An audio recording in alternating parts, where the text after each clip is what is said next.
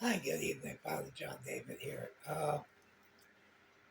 I had put out the other day about the UN 2030 agenda, and it's still something many of us, well, that we all should be aware of.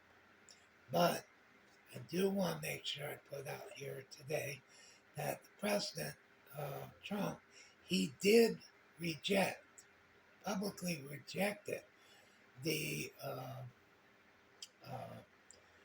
UN's 2030 uh, agenda. Now, President Obama signed that in 2015, but let me go into this story here. Now, President Trump, his administration, stated the United States has publicly rejected and denounced the UN 2030 agenda for sustainable development and its sustainable development goals. Now, on March 4th of last year, at a UN General Assembly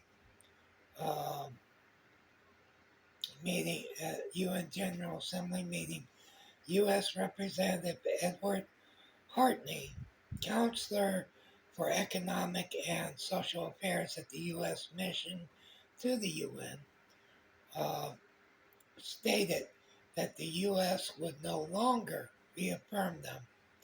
Key points from the official remarks included Agenda 2030 and the SDG advance, a program of soft global governance that is inconsistent with U.S. sovereignty and adverse to the rights and interests of Americans. They are pervaded by gender and climate ideology on which President Trump had set a clear and overdue course correction. Put simply, globalist endeavors like Agenda 2030 and the SDGs at the ballot uh, lost at the ballot box.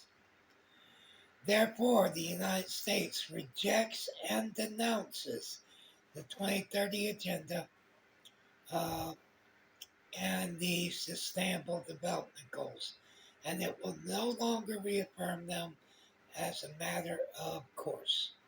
Now, this occurred in the context of a vote on a resolution that reaffirmed the 2030 Agenda. The U.S. voted against it. Let's see. Multiple and uh, contemporaneous reports uh, by different groups, AP, the VOA, ESG, Today, and others, covered the administration's formal rejection. Trump himself has long criticized the United Nations multilateral globalist initiatives, climate policies, uh, uh, and for example, he called them climate change cons, climate change con job. In UN speeches and withdrawing from the Paris Agreement, uncontrolled migration and related issues that overlap with the elements of SDGs.